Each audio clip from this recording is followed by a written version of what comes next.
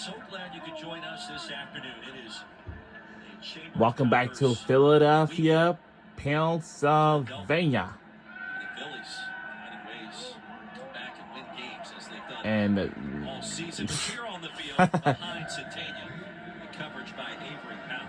You ever been to a baseball game here? I have not. They get into it. Kyle Schwarber in that leadoff. Okay. Maybe second in the batting order. It's like 250, but bombs in like 55 home runs this season. I couldn't imagine just the excitement being a Phillies fan and going to play. Be unbelievable.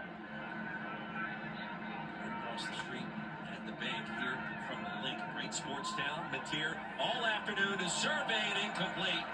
Carson Kent was open. And Mateer sent it too high. And that'd be a time where you want to change the speed and the trajectory of your throw. You're seeing a lot of fastballs. Do a little changeup, right? Get that one over the outstretched defender and then land it right in the bucket.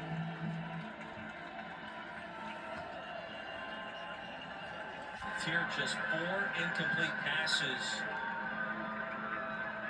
in his last 12 attempts. 217 yards through the air. 3rd and 10. Pressure. Look out! Oh, Lord! Get out! Play! Oh, my God. He absorbs the contact, stops short of the line to gain. This is so precise. Like, come on, Jay. That was a great job by Cameron. It's what the game. Number 25, there's a great chop move on the outside to force pressure. Should have been a sack fumble, but once again, John Mateer does his thing and avoids the sack. Still takes the hit. So it's been a punting contest to begin our 3rd quarter. JoJo Bermudez back I on the want you field. to check this. As is Grayson Miller. Mateer on the sidelines for Oklahoma. Scored this game a year ago in Norman, 51-3 in the season opener. It's the 3rd overall meeting between these two. The series. Oh, it will go up back to a touchback, and it will. Joe Castiglione inking that deal for this home and home, and for Brent Venables. Notre Dame. You go back to his time in the old Big 12 or the Big 8 back in the day. Kansas State linebacker, and now as the defensive coordinator at Clemson before becoming the head coach at Oklahoma. If you go year by year, Sam, the improvement, points per game, points given up, very similar trajectory to what he did at Clemson, calling plays there. And the key there is in year number 4, Clemson plays for a national championship. It's the culture. That's what you get built, not just in year 1 or year 2, but 3 and 4. 2 penalty markers come in on the incompletion. It would have been necessary. Personal foul, roughing the passer with a high hit. That's a 15-yard penalty.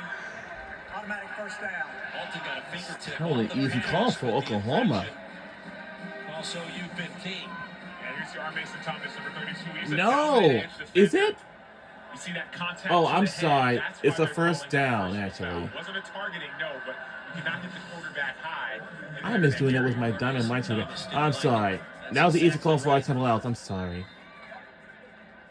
15-yard penalty. I'll move the football up to the 35-yard line. Well, I don't know what we're doing out here, but we may not win this game because Oklahoma is too good. Ooh.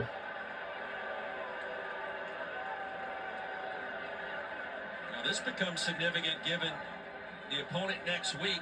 SEC play underway. Auburn comes to town, and a targeting infraction in the second half. But there was so now this is different than we had in the first half. The first half and, it was targeting with the crown of the helmet that they're looking for. Now it's targeting for a defenseless player. A quarterback in a passing posture is defenseless. So there are 3 aspects of targeting. Number 1 is a player defenseless, yes. Number 2, is there contact to the head or neck area? Yes. Number 3, which is most important because you need all 3, there has to be an indicator of targeting, which is a launch, a forward and upward thrust, or leading with the head. The reason they're going back and looking at this play is they're trying to say, did R. Mason Thomas lead with his head and that there was forcible contact? That's what they're trying to find. So this is not a crown of the helmet issue. You notice he didn't use his crown, have anything but it is a in defensive mind. player. Forcible contact That's the part that's kind of up in the air, and then leading with his head. Can I ask you the very simple question? Yes. When you watch the replay, does that look like targeting? Well, I'll tell you what, it doesn't feel like targeting, put it that way. It doesn't feel like targeting when I watch the replay because the contact doesn't look forced. After further review, there was targeting on the play. Number 32 has been disqualified. Ooh. You know what that means for next week? That means he's out the first half versus Auburn. Huge issue. Now, let's start with the targeting first. We talked about it. So it was a defenseless player, quarterback in a passing posture. They did consider the contact forcible. And the last piece was that Mason Thomas is disqualified from this game. Didn't launch, nor was there an upward thrust. So that's why they called that play targeting. Didn't feel like targeting to me, but it looked like targeting to the officials. Right here, we're going to see. Yeah, I think the one thing about football is that that's why they're making the call. But now moving forward, Auburn is not Temple. What I mean by that is Auburn, they're going to try and throw the ball as well. Our Mason Thomas is a pass rusher being for the first half is going to be huge. The penalty, the targeting. Thomas this afternoon is done. Masigo makes a tackle here after a 1-yard gain.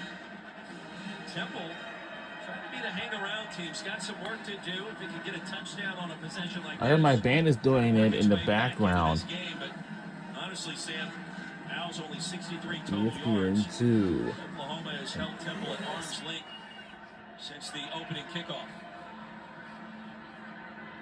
25-point lead. really. SEC versus the American. Oh And shoot! Worthy trying to go back against the grain. No avail. Loss of 2. The tackle by White. Well, I just want to put a button on the R. Mason Thomas convo. Maybe we'll continue it. He was not a factor in this game. Not because he's not a good player, but because Temple hasn't had a lot of plays. They weren't going to pass it very much. But for Hugh Freeze and that offense that does run a lot of run-pass option, I get it. Jackson Arnold, he's more of a runner. But that would be a big loss for the first half next week. Jackson Arnold, former Oklahoma quarterback, coming back to Norman. Needing a change of pace to last season. Third down at 11. Penalty marker comes in. The pass is spotted 2 yards short. Number 71 offense. Actually, my parents are going to Washington DC too. Washington DC. Instead of 4th and 2, it'll now be 3rd and even longer for Casey Keeler's team. It's got to be frustrating because as soon as you start getting a little bit of momentum and things starting to lean your way, you just go backwards over and over and over again. Sometimes it's because of the defense, sometimes it's because of you. That's a holding penalty. It's not just a tackle for loss or an incomplete pass. You're beating yourself at times. That's the frustrating part for Casey Keeler. 3rd and 21. Really? Simon 8 of 17 passing. He's That was exciting. twice, along with 8 tackles behind the line of scrimmage. Yeah, honestly, Racing out of bounds is you'll do the 5-yard gain. Aww. Field, the Temple Owls. Roy, Why let's say does this. McDonald's get stuck every time? OUDNA or culture, whatever you want to call it, there was something Because the different man's about those stuck. games earlier in the game. There was a sense of togetherness, a sense of like they brought their own culture. That BYOJ, they brought their own juice, and that culture and that juice translate. It carries over no matter where you are. So that impressed me before the game even started. 7 straight stops on 3rd down for the Oklahoma defense. Tanya, the fair catch. After a punt of 34, Sooners get it back. We'll be right back on the other side.